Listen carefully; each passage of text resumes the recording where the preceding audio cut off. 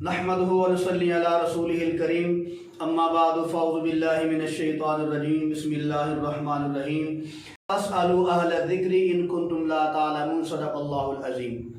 मेरे अज़ीज़ भाइयों, जैसा कि हमने पहले भी इंशाअल्लाहुल अज़ीज़ अल्लाह के फजल से कुर्बानी के मसाइल के मुताल्लिक़ जो है अवामुन नास को मुतले किया है, अपने दोस्त बाप के सामने कुर्बानी के मसाइल जो है वो पेश किए हैं। इसी तरीके से आज भी इंशाअल्लाहुल अज़ीज़ अल्लाह के फजल से कुर्बानी के मसाइल के मुताल्लिक़ चंद बातें होंगी। तो आज का हमारा पहला मसला ये है तो कुर्बानी का जो जानवर है उसके गोश्त के कितने हिस्से करने चाहिए। तो मेरे अजीज भाइयों, कुर्बानी के जानवर के गोश्त के 3 हिस्से करने चाहिए। एक हिस्सा अपने घर वालों के लिए, दूसरा दोस्त अहबाब रिश्तेदारों के लिए, तीसरा हिस्सा जो है गरीबों और मस्कीनों के लिए। आज का हमारा दूसरा मसला ये है कि अगर कोई आदमी सारा गोश्त अपने घर रख लेता है, क्या उसके लिए जायज़ है।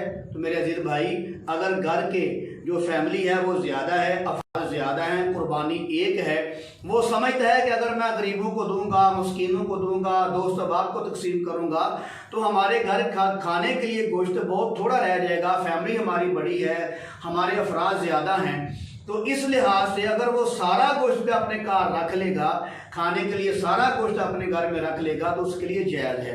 और ये कहना कि अगर कोई आदमी सारा गोश्त खाने के लिए घर रख लेता है तो उसकी कुर्बानी सही नहीं होती, मकरूह हो जाती है, तो मेरे अजीज भाई ये मसला नहीं टसला है, ये गलत बात है, ये बिदअत है। ये कहना कि सारी कुर्बानी उसकी ज़ाया हो जाती है, मेरे अजीज भाई ये बिल्कुल गलत बात है।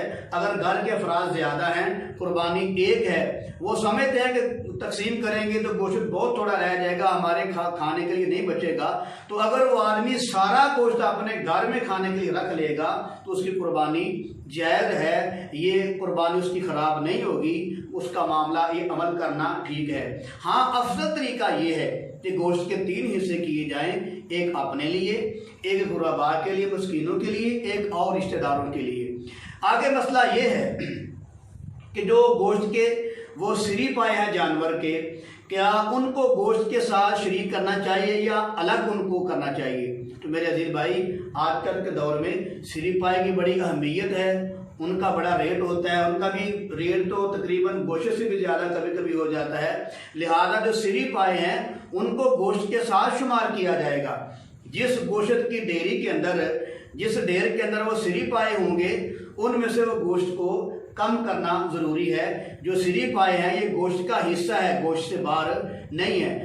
आगे मसला ये है कि जो कुर्बानी की खाल है, क्या इसको हदिया कर सकते हैं। तो मेरे अजीज भाई, जो कुर्बानी की खाल है इसको आप हदिया कर सकते हैं, किसी अमीर को भी हदिया कर सकते हैं, किसी गरीब को भी हदिया कर सकते हैं। आगे मसला ये है कि जो कुर्बानी की खाल जो है, इसके जो पैसे हैं ये क्या मस्जिद में लग सकते हैं या ईदगाह में लग सकते हैं या जनाजे गाह में लग सकते हैं। तो मेरे अजीज भाई, जब कुर्बानी की खाल को फरोख्त कर दिया जाता है, जब कुर्बानी की खाल को बेच लिया जाता है, जब उसके पैसे वसूल हो जाते हैं, वो पैसे ज़कात की मद में चले जाते हैं। उन पैसों को मस्जिद पे लगाना जायज़ नहीं है, उन पैसों को ईदगाह में लगाना जायज़ नहीं है, उन पैसों को जनाजे गाह में लगाना जायज़ नहीं है। वो पैसे खाल बेचने के बाद, फरोख्त होने के बाद वो पैसे ज़कात के हक में चले जाते हैं। लिहाजा वो जो पैसे होते हैं गरीब आदमी को उनका मालिक बनाना ज़रूरी होता है। वो पैसे ना मालिक खुद जो खाल बेचने वाला है, कुर्बानी वाला है, ना खुद इस्तेमाल कर सकता है, ना वो पैसे किसी अमीर को दे सकता है। उन पैसों का गरीब को मालिक बनाना ज़रूरी होता है। जब वो गरीब उन पैसों का मालिक बन जाता है फिर उस गरीब की मर्जी, चाहे मस्जिद में दे फिर भी जायज़ है, ईदगाह में दे फिर भी लगाना जायज़ है, जनाजे गाह में दे फिर भी लगाना जायज़ है। आगे मसला ये है, खाल जो है ये किन जमातों को देना चाहिए। मेरे अजीज भाई, कुर्बानी की खाल जो है ऐसे लोगों को ना दें कि जो बेचकर अपने जमाती प्रोग्रामों में इस्तेमाल कर लेते हैं, अपने किताबों के मामले में वो खर्च कर देते हैं। तो ऐसे लोगों को कुर्बानी की खाल नहीं देना चाहिए। उन लोगों को कुर्बानी की खालें दे जो गरीबों को, इन पैसों को गरीबों तक पहुंचा देते हैं।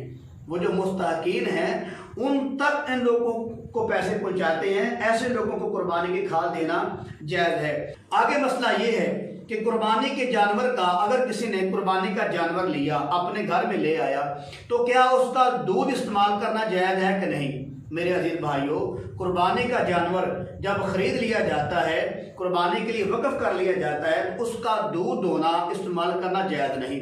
हाँ, अगर किसी आदमी ने कुर्बानी के जानवर का दूध इस्तेमाल किया है, धो लिया है या पी लिया है, तो लिहाजा वो जितने का दूध है उतने पैसे उनको सदका करना चाहिए। आगे मसला ये है कि जो कुर्बानी का जानवर है उसकी जो ऊन होती है, अगर कोई आदमी कुर्बानी का जानवर खरीदने के बाद उसकी ऊन उतार कर किसी काम में ले आता है, तो ये जायज़ है या नहीं? तो मेरे अजीज भाई, कुर्बानी का जानवर जो है उसकी ऊन जो है ये इस्तेमाल नहीं करनी चाहिए। अगर कोई आदमी किसी वजह से कुर्बानी की और जानवर की ऊन वगैरह उतार लेता है, बेच लेता है, तो वो जो पैसे हैं आदमी को उसको सदका कर देना चाहिए। ये बेहतरीन तरीका है।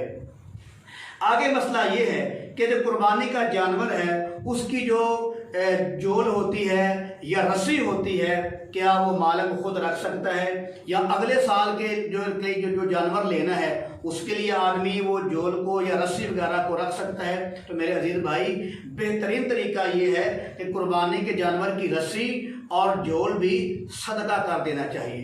कुर्बानी के जानवर की रस्सी, कुर्बानी के जानवर की जोल जो है इसको सदका कर देना चाहिए।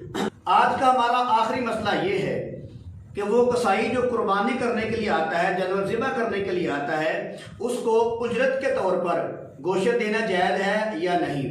कुर्बानी की खाल देना जायज़ है या नहीं? मेरे अजीज भाई, जो कसाई कुर्बानी करने के लिए आता है, जानवर को ज़िबा करता है, उसकी उजरत के बदले में गोश्त देना भी जायज़ नहीं और खाल देना भी जायज़ नहीं है। ये तरीका ठीक नहीं। उसको उनको अलग पैसे देना चाहिए, उनके पैसों के बदले में उसको गोश्त और खाल नहीं देना चाहिए। वमा अलैना इल्लल बलागुल मुबीन।